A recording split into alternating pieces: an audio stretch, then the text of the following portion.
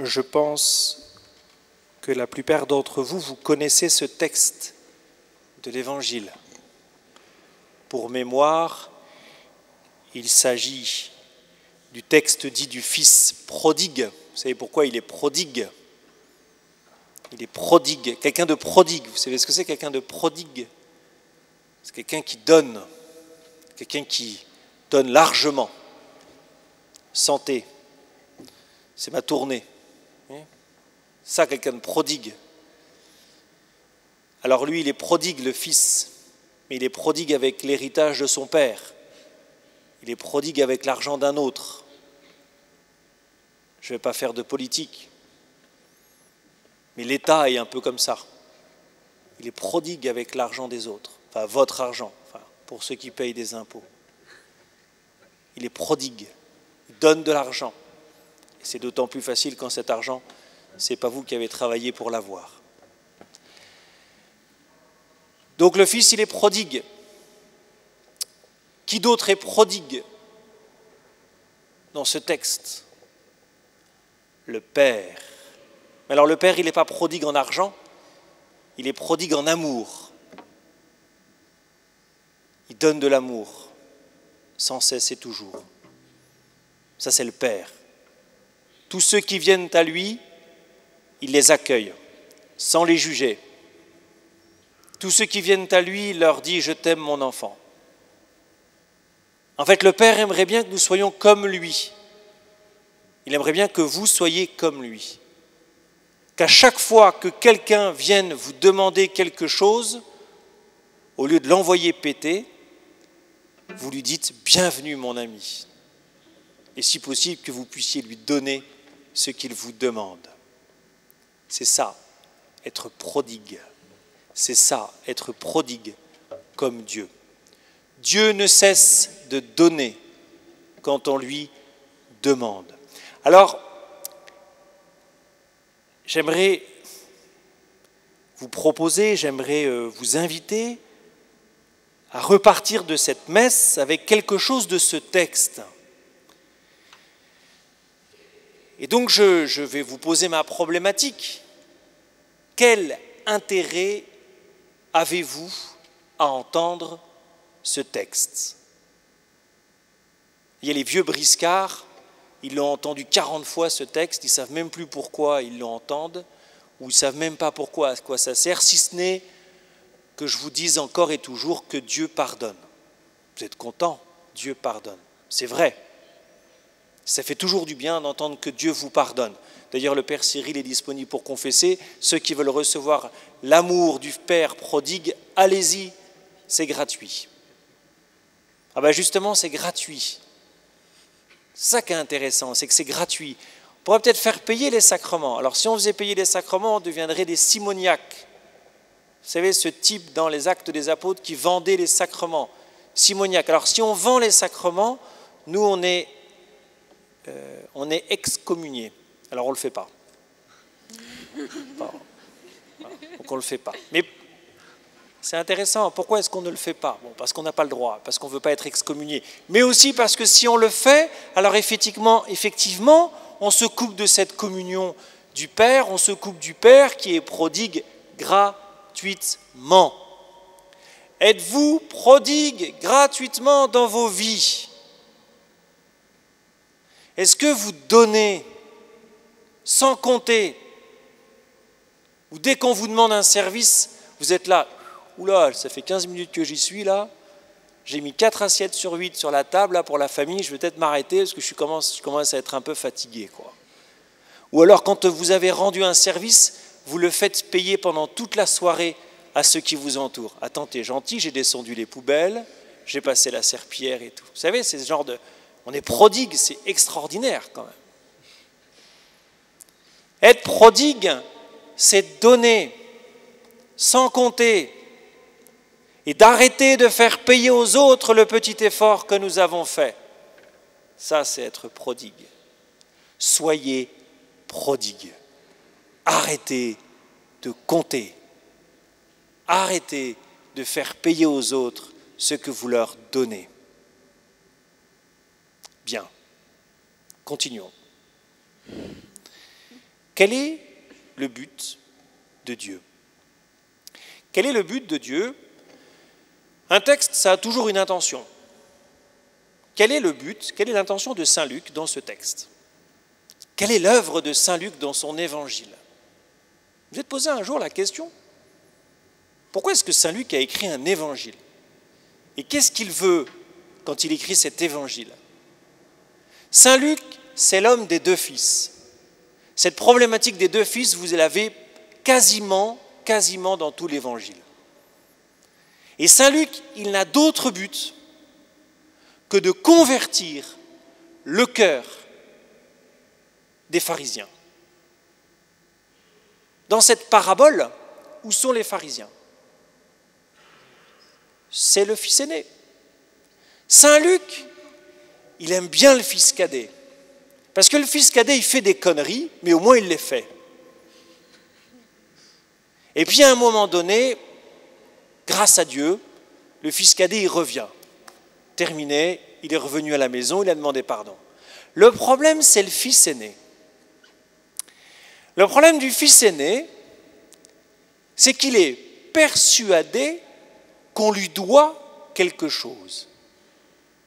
Le fils cadet aussi, mais le fils cadet, il prend, il dépense.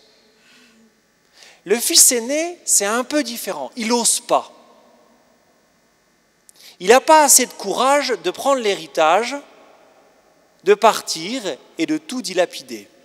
Il reste un peu accroché. Vous savez, je ne sais plus trop pourquoi je vais à la messe le dimanche, mais il me semble que c'est bien que j'y aille. Parce qu'on ne sait jamais. Des fois que Dieu m'envoie en enfer si jamais je meurs demain. Alors, on n'a pas forcément ce raisonnement-là, mais on l'a un peu quand même. Je fais mes prières, mais je les fais rapido, mais je les fais quand même. Au moins, on ne pourra pas me reprocher de ne pas les avoir faits. Vous savez, c'est un peu ça, le fils aîné. Il fait des choses, mais il ne sait plus trop pourquoi il les fait. Ou en tout cas, s'il les fait, c'est soit pour éviter le bâton, soit pour avoir la récompense. Qu'est-ce que Dieu veut faire dans ce texte? Et j'ai envie de dire, qu'est-ce que Dieu veut faire avec cette messe? Qu'est-ce que Dieu veut faire avec cet évangile? Qu'est-ce que Dieu veut faire avec vous alors que vous écoutez cet évangile? Il veut faire de vous des fils de Dieu matures, qui sont sortis de la petite enfance spirituelle. Pas l'enfance spirituelle de Sainte Thérèse, ça c'est pour les plus affûtés d'entre nous qui, quand ils entendent enfance spirituelle, Sainte Thérèse. Non.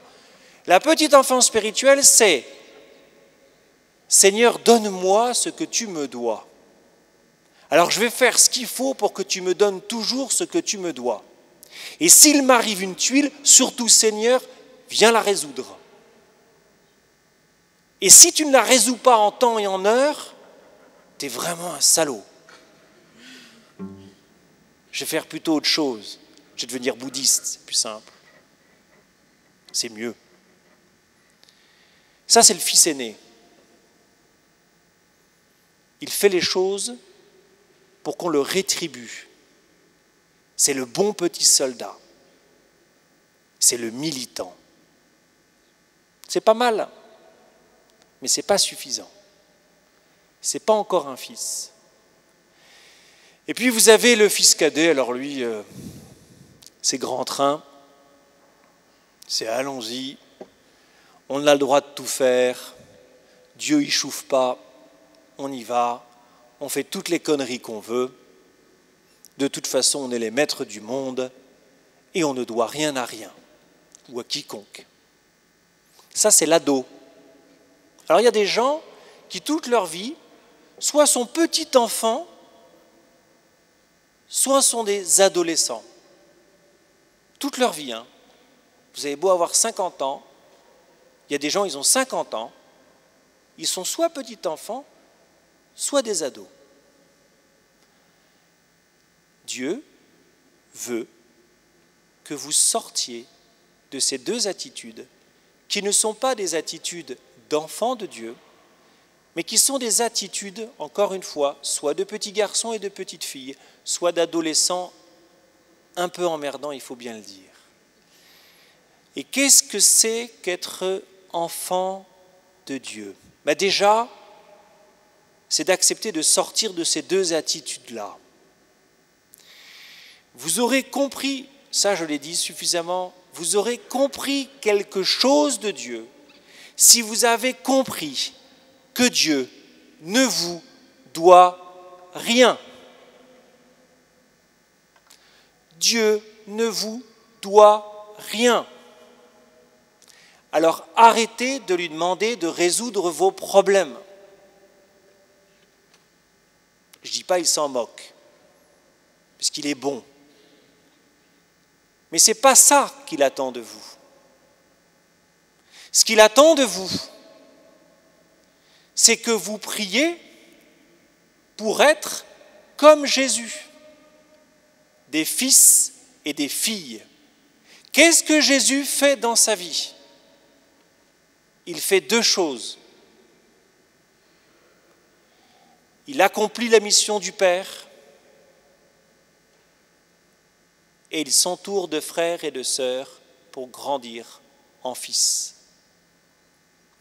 La vie de Jésus, c'est une vie qui est finalisée par l'obéissance à son Père. C'est une vie qui est finalisée par une mission. Quelle est la mission de Jésus? Quelle est la première phrase que dit Jésus dans l'Évangile? Convertissez-vous et croyez à la bonne nouvelle. Est-ce que vous avez déjà dit ça à quelqu'un? Non? Vous n'avez jamais dit à quelqu'un, convertissez-vous et croyez à la bonne nouvelle? Mais qu'est-ce que vous faites de votre vie? Il va falloir se mettre au boulot. Être fils et fille de Dieu, s'il y a une mission, s'il y a une tâche, elle nous est donnée, ou elle est à l'image du Christ. Est-ce que vous avez déjà fait comme Jésus? Est-ce que vous avez déjà dit aux autres, convertis-toi et crois à la bonne nouvelle? Alors, je vais être sympa. Il y a plein de manières de dire ça aujourd'hui. Il y a plein de manières. Il y a plein de manières de s'investir pour le royaume de Dieu. Il y a plein de manières de s'investir pour que l'amour de Dieu règne sur terre. Mais, puisque vous êtes des enfants de Dieu, ce qui vous taraude, ce qui vous bouffe de l'intérieur, c'est que Dieu soit aimé. Ce qui vous bouffe de l'intérieur, c'est qu'il y ait encore et toujours plus de fils et de filles de Dieu. C'est qu'il y ait encore et toujours plus de personnes qui deviennent chrétiens. Non pas comme devenir membre d'un parti politique ou d'une association, mais des gens qui ont enfin découvert la source de l'amour et qui répondent et qui deviennent des êtres humains qui prennent leur vie en main parce qu'ils se reconnaissent fils aimés du Père et non pas esclaves de Dieu. Donc la première dimension de la vie du Fils et de la vie de la fille de Dieu, c'est d'avoir une vie finalisée, avec un but, avec un objectif. Il est bon d'avoir des objectifs dans la vie, et j'espère que vous en avez. Mais il y a un objectif ultime qui dépasse tous les autres, c'est d'obéir à Dieu. Non pas comme des esclaves, et c'est là où le terme obéir, malheureusement, est faussé, mais comme des enfants, comme des personnes qui se mettent au service d'un dessein qui les dépasse et qui est un dessein d'amour, parce que c'est un dessein qui libère. Et encore faut-il que j'accepte de me laisser libérer. Oui. Et puis la deuxième chose, la deuxième dimension de la vie du Christ, c'est de s'entourer de frères et de sœurs. Parce que vous n'êtes pas chrétien tout seul, mais je vais même aller plus loin. Vous ne pouvez pas grandir dans la vie spirituelle si vous n'êtes pas entouré de frères et de sœurs. Autour de vous, il y a plein de frères et sœurs. Vous êtes une grande famille. Nous sommes une grande famille. Autour de vous, il n'y a que des frères et des sœurs. Est-ce qu'ils sont sympas? Pas forcément. Mais ils se convertissent comme vous. Ils peuvent être désagréables. Ils peuvent être même vous faire des crasses. Mais comme vous êtes chrétien, comme vous êtes fils de Dieu, eh bien vous savez pardonner. C'est-à-dire que la loi de cette famille, à laquelle nous appartenons tous, eh bien c'est que nous sommes prodigues en amour les uns pour les autres. C'est que nous passons notre temps à nous pardonner. Nous passons notre temps à ne pas nous juger, à ne pas nous critiquer. Voilà la loi de la famille de Dieu. Mais ce qui signifie, frères et sœurs, premièrement, que vous devez prendre conscience que dans votre vie, il y a un but, il y a un objectif, qui est de vous mettre au service de votre Père, qui est de devenir fils et fille de Dieu. Et il y a un deuxième objectif dans votre vie, qui est de vivre très concrètement cette vie fraternelle des chrétiens, qui est de trouver un lieu où vous êtes entouré de frères et de sœurs chrétiens, des gens qui ne sont pas comme vous, des gens qui ne sont pas forcément vos amis, des gens avec qui peut-être vous allez vous chamailler, vous allez vous frotter, mais des gens avec qui vous allez apprendre à aimer. Parce que apprendre à aimer, c'est apprendre à pardonner. Et donc apprendre à aimer, c'est apprendre à aimer des gens qui sont différents, qui ne pensent pas comme vous, qui ne mangent pas comme vous, qui ne dorment pas comme vous, qui ne s'habillent pas comme vous. C'est ça, s'entourer de frères et de sœurs. Et donc je vous propose ceci, c'est d'essayer d'identifier dans votre vie un lieu où vous vivez avec des frères et des sœurs. Je prends un exemple. Je suis chef scout. Une maîtrise scout est un lieu de fraternité. Encore faut-il que je participe aux activités. Mais c'est un lieu de fraternité. Une aumônerie est un lieu de fraternité. Un groupe de prière est un lieu de fraternité. Et des groupes de prière, il y en a beaucoup, et de beaucoup de sortes. Encore faut-il que j'accepte cette fraternité qui m'est proposée. Encore faut-il que j'accepte de m'investir. Quel est le problème du monde catholique? C'est ma grande théorie. Quel est le problème du monde catholique? Votre problème.